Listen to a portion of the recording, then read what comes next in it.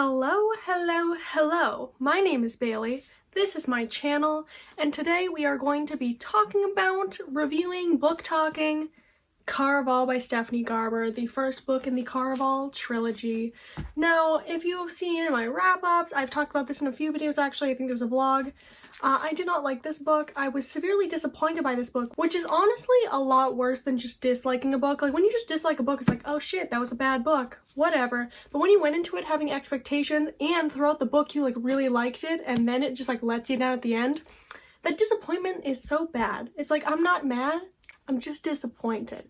You know, it feels a lot worse. So I gave this 2 to 5 stars. We're gonna dive into all my thoughts on the specifics of this book in a bit, but first we need to do a synopsis. So let's do that. So basically in this world there's like a performance thing called Caraval in which the audience participates in like a game. Basically Caraval is like a game-like thing and you get to participate. It's supposed to be all fun times. Our main characters Scarlett and her sister Donatella have been obsessed with Caraval since they were children, and Scarlett has been sending letters to Caraval Master Legend all of her life, begging basically for a ticket to Caraval or for the Caraval show to come to where they live.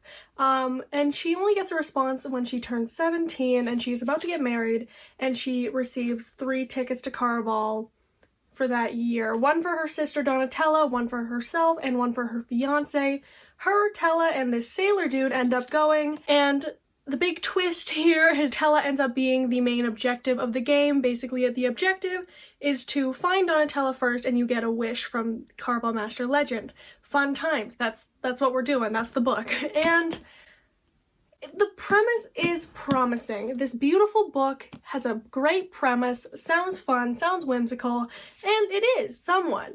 But the ending just really doesn't do that all justice, you know? Like, these books are way too pretty to be so bad. Like, I haven't read the rest of them, I've just heard they're bad, and also if they're working off of the premise and like how this one ended, probably not gonna be great. But like, look how pretty this is, and then it's just like not good. So for like non-spoiler thoughts, the beginning of this book I would have rated like a 3-star. It's a little bit meh, a little bit dry, not boring, but just a little bit frustrating and dry. Then we get to like this middle portion of this book that is just wonderful. I genuinely love the middle of this book. I would have rated it like 4 stars. And that's when we get to really see like the magical and like bewitching elements of the story and the like whimsical illusions and such from Caraval. So I really love that part of it. But then the end and the big plot twist at the end just ruined this book for me. I would rate the last like 100 pages like 1 star. I hated it. So that all levels out to be a 2-star. And I was just so disappointed by the ending because I had so many theories going on in my mind that what we actually like end up having as the main twist, it's so underwhelming and disappointing in so many ways that I'll get into later. Before I go into like full spoilers, I want to talk briefly on the characters and the atmosphere. First off, the characters are very meh. I don't think any of them really stand out to me as being very interesting or remarkable, to be honest. I think that the saving grace of this book is the atmosphere and the setting. If there's any reason to read this book, it's to read it for the atmosphere because it's superb. My favorite part of this book, and in my opinion, the best part of this book, is the atmosphere and the magic, because I love whimsical, unpredictable magic. If you've seen the movie Coraline, I haven't read the book, so I'm just gonna be talking about the movie.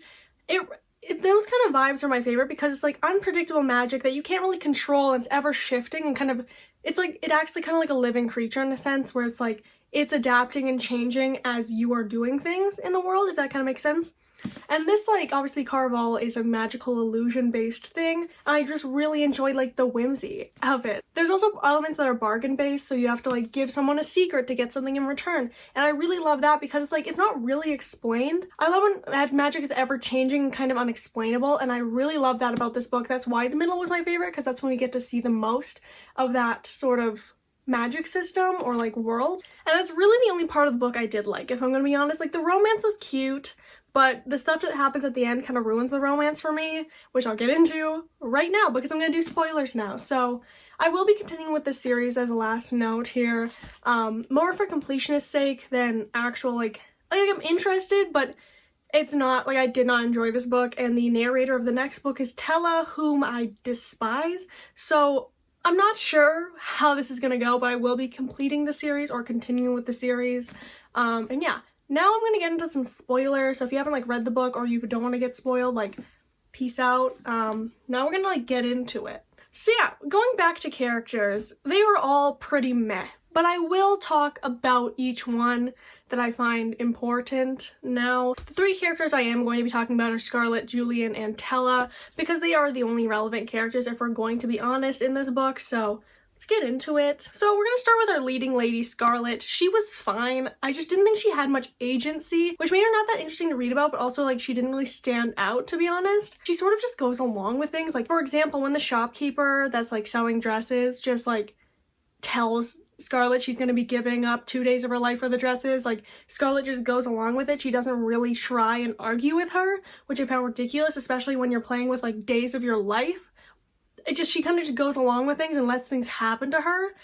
She also like just accepts what Tella says at the end, like her explanation about how all of this went down. She doesn't really try to argue or ask any questions or present a counter opinion. Tella tells her all of this stuff at the end and Scarlett's just like, oh, you put me through a traumatic experience, I fell in love with an actor, and then you killed him off for no reason. Okay, no biggie, let's go party, let's go drink some cocktails. Like, I just wish she had a little bit more agency, or at least try to like present a counter opinion or present any opinion on things sometimes, because she really just goes along with people who are around her, like Julian or Tella. She just goes along with things, and I don't love that in a main character. The only time she had agency is at the beginning when she was insistent on like protecting Tella and finding Tella, which even when she did have agency, it was annoying because she was being stubborn and not really reading the room and understanding what was going on around her. So in general, Scarlett just missed the mark for me because she just wasn't working. Every time, her actions in any scene were not correct for the scene. I could put up with her in the middle because I literally just love the atmosphere of the book, so that part was okay to me, but like in the beginning, her only personality trait was literally just like, where's Tella? I need to find Tella. Tella, Tella, Tella, Tella. And I was just like, calm the fuck down. Literally at the beginning of this book. Okay, in Caraval, Tella is 16 years old and Scarlett is 17. Tella is old enough to have her own agency over herself because they are 1 year apart, meaning they don't have much like difference in life experience. So like Scarlett really can't be protecting Tella from anything because they're basically the same age. So I don't understand why Scarlett has this attitude where she needs to protect Tella so much because Tella is only a year younger than her.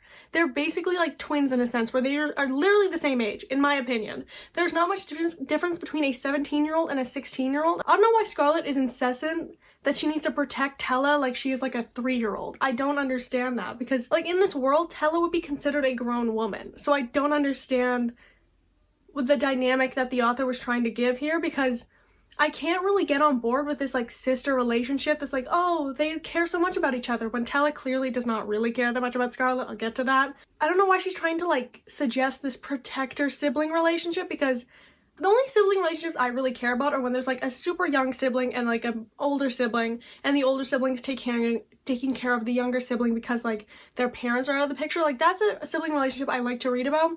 But in general, I don't care about like siblings that are basically the same age.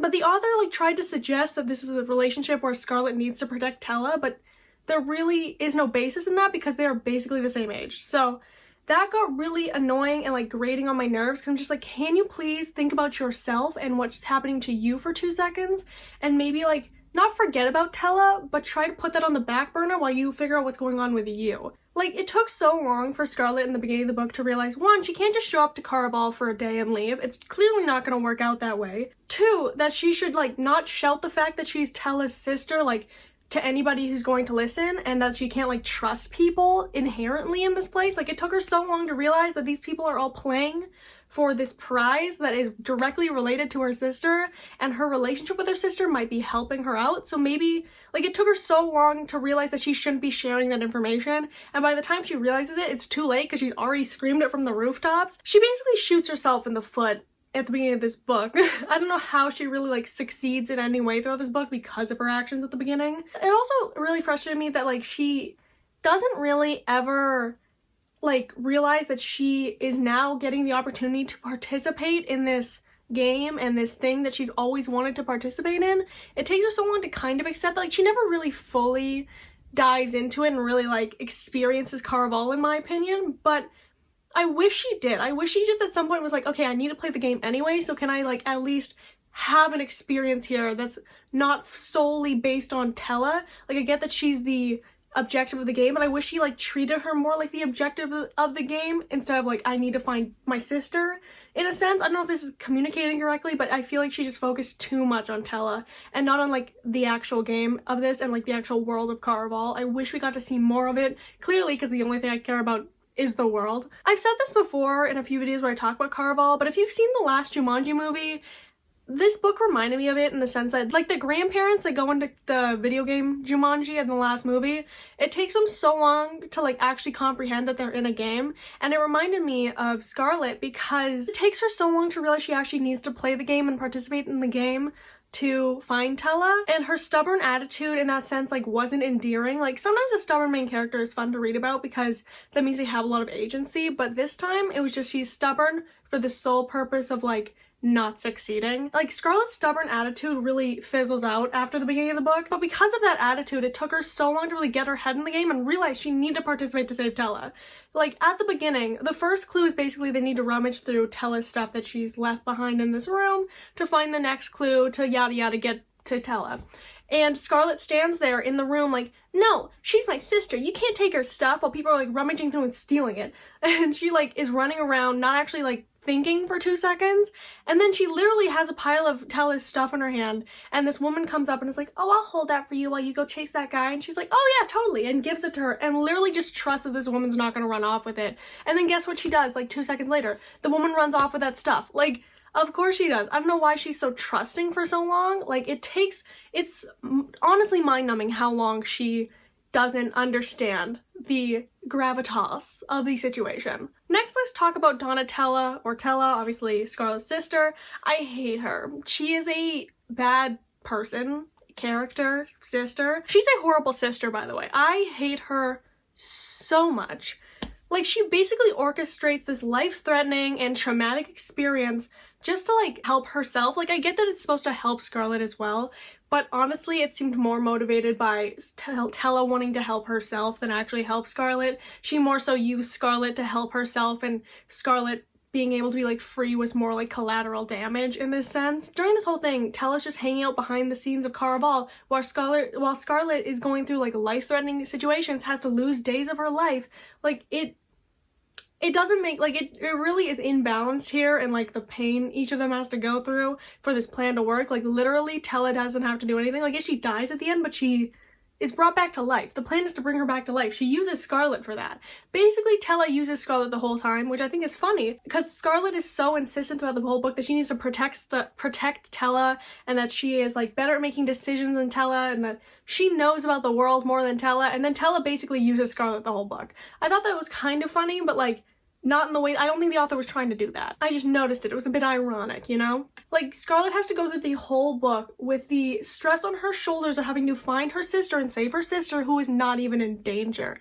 I just think it is a little bit shitty as a sibling. So, I also think another thing that lends her to be like a shitty sibling, at the end, after we've discovered that everyone was actors and that, like, there's no stakes, it's just a game, you know? Tella's like, oh, come hang out, like, don't be mad at me, you can't be mad at me, also Julian loves you, why are you so hesitant? Because Scarlett's a bit hesitant about her relationship with Julian after finding out that he was an actor the whole time, rightfully so, by the way, and Tella's just like, no, he loves you, you know he loves you, you love him too, like, you can't be mad. And I'm just like, what kind of sister does that? You're basically gaslighting Scarlett. I just think that was really shitty of Tella to not really, like, one, want to speak through this conflict with Scarlett, but two, she, like, doesn't even support Scarlett. She's supporting this dude. And I'm like, as a sibling, if you're trying to present me a good sibling relationship, I would think that the sister would support her sister instead of trying to convince her to be with somebody who has been lying to her this whole time. But maybe that's just my opinion. Like, it feels like at the end, Tella's trying to, like, gaslight Scarlett into believing that it's all okay. Like, oh, it's great that, like, we all just lied to you this whole time. Let's go party.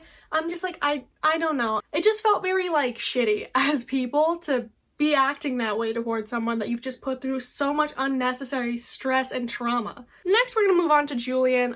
He was pretty okay. Like, he was charming at times. In general, he didn't really strike me as, like, a stereotype breaking love interest. He really was just, like, there. He was the kind of charming, witty sort of male character, but he didn't break any molds for me. At the end, I really didn't like his character or his relationship with Scarlett, to be honest. Like, yes, it was cute throughout the middle, but when we have the ending reveal that he's like an actor and has been lying the whole time, like, I get that he says like, yes, I'm an actor, but like my love for you is not a lie, you know? Like, the basis of our relationship was a total lie, but like everything else was not a lie.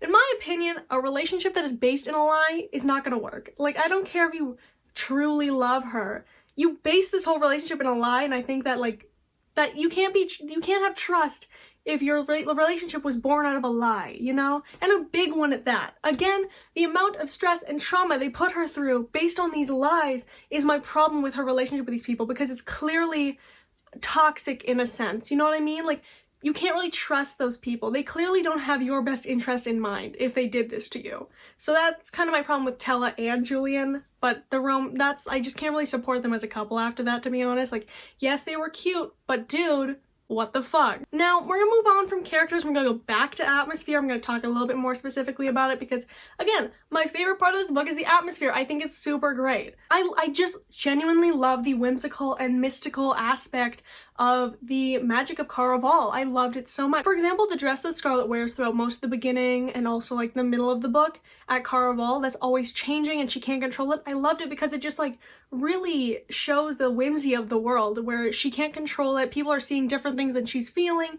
I really liked it. I don't know if I'm able to articulate this well, but like it added to the atmosphere of where she was, because her old clothing doesn't do that, obviously, because it's like normal, and it's like, oh, she stepped into a new world. Even her clothing is so much different and it's changing and she can't control it, and I loved that so much. It's also similar to the like catacomb like pathways underneath the game that they are running around in every once in a while. Like, the material of the floor changes. It's cobblestones or it's sand at times, and the pathway like narrows and widens at different places. It's like ever changing, and your environment itself is changing. I like world magic when like the magic itself in the world has a mind of its own, and that's the vibe that Caraval gave to me, because I don't like when characters can't control their own magic. Like, if there's a character with magic, please be able to control it. But when the world itself has a mind of its own with its magic, I love that so much, and that's what this whole Caraval thing gave me the vibe of. Also, we have like some bargain-based magic. Like, I am a hoe for bargain-based magic. I'm not going to lie to you. Like, when Scarlett had to trade 2 days of her life or a secret to buy the dresses. It's editing Bailey here. I keep saying throughout like talking about the scene that she needs to trade like her life or a secret.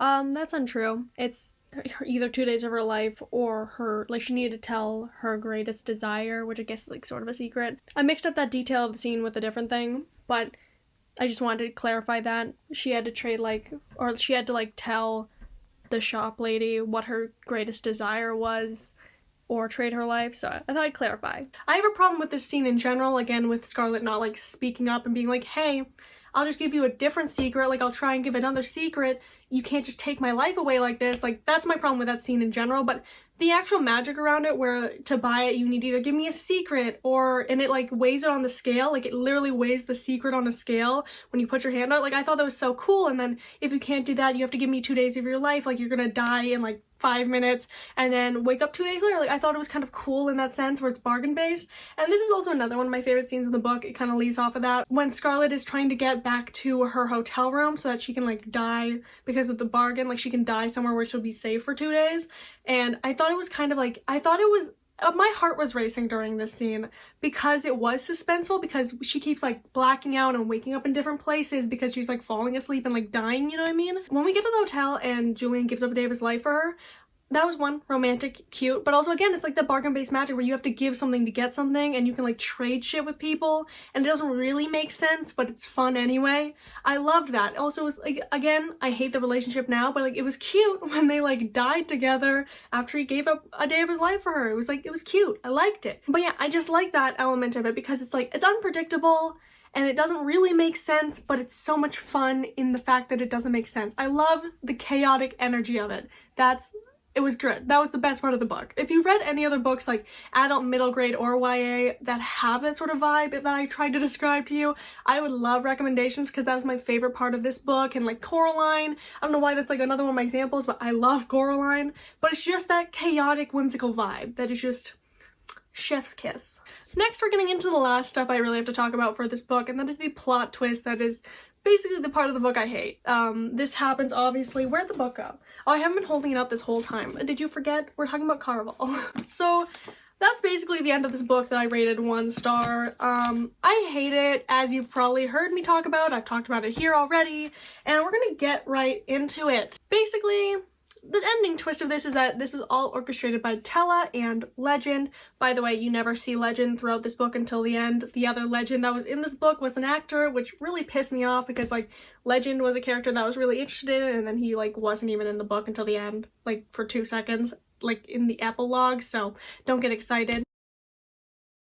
Like, the whole cool plot line that we were, like, developing throughout the story, where maybe it's not actually going to be a game for Scarlett and Tella, maybe Legend is going to kill Tella in revenge against their grandmother, he's gonna make her fall in love with him, and then break her heart, she's gonna jump off the balcony. That whole cool plot line that we were trying to fight against and prevent happening throughout the book, like, that's what Scarlett's doing, at the end, doesn't even matter because they were all actors. This is all orchestrated by Tella, and that whole plotline thing is irrelevant. They laugh it off in the end. They're like, Legend doesn't bear any ill will toward our grandmother. It doesn't matter. And I'm like, that was the cool part of the book.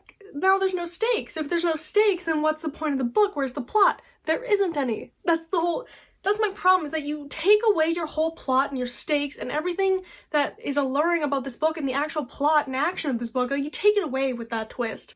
Like, the whole theme through the book of, like, Caraval being marketed as just a game, but maybe that's untrue, is thrown away at the end by saying that, oh yeah, it is just a game, it doesn't matter. Like, that throws away everything that was, like, intriguing and, like, subverting the expectations of the reader throughout the book, and it was so disappointing. That's what I hate, is that you're building up to something and it completely throws away everything you've been building and also gives you something so shitty in return. Basically, the plot twist, like, throws away all the actual stakes and excitement from the book, and, like, everything we were fighting to prevent from happening isn't a problem anymore because there are no problems, because they're all actors, this is all orchestrated, we're all free now, we're free from our father. Like, it throws away everything about the book. I'm sorry, it just does. Like, everybody who died, like Dante, Julian, Tella, they're all alive, so there's no death, there's no actual substance to the story. Like, we start off the book basically the same as we ended, except for we're free from our father at the end.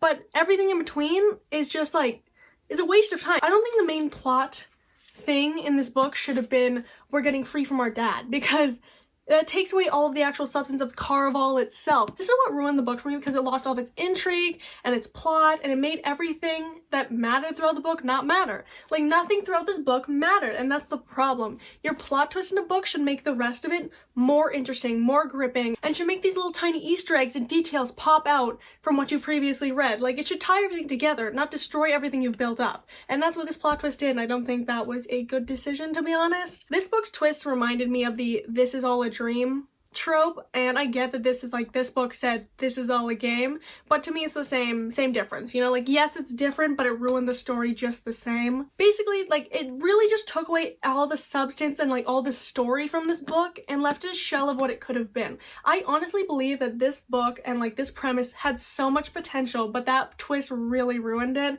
And I'm curious to see what she's gonna do with the rest of the books. I know that Tella narrates the next one and Scarlett and Tella narrate the last book, but honestly from here I'm like, at this point, anything you do, you could just throw the "it's all a game" thing in and it doesn't really matter. I'm also assuming that these books don't really follow Caraval as a game, you know? Like, I don't think it actually follows the carnival. I think it's going off into, like, a different plot lane. I think it's more gonna be focusing, like, on the characters at this point. And I'm really mostly interested in Caraval as a game, so I don't know if I'm too interested in the rest of the series, but I need to complete it for completionist's sake. Literally the tagline of the book is "remember, it's only a game." I really should have thought more about that, because that's literally just spoiling to you that, dude, I'm gonna take everything back. It's all a dream. None of it mattered. Like, it really frustrates me that that's the lane we went with. But obviously this is the author's story and she gets to decide what she does with it. And I didn't love it, but some people have, so I mean, like, go off, sis. Like, this book had a long-lasting effect on me in, like, a bad way. Like, it's burned into my brain how upset I am at this book and how pretty this book is. Like, these books are so beautiful, and yet they just are such a letdown. But this book did kind of reaffirm my knowledge that I love whimsical circus vibes, so I'm really excited to find some more books that have those kind of vibes and that are hopefully a lot better than this one. So yeah, 2 out of 5 stars. Did not love that. I know a lot of people love this book a lot and a lot of people hate it a lot, so I want to know where you fall on that spectrum. And if there are any other books you'd like me to do book talks on or book reviews on in the future, I'd be curious to know. But yeah, I've been Bailey. Thank you for watching. Have a good day. Bye!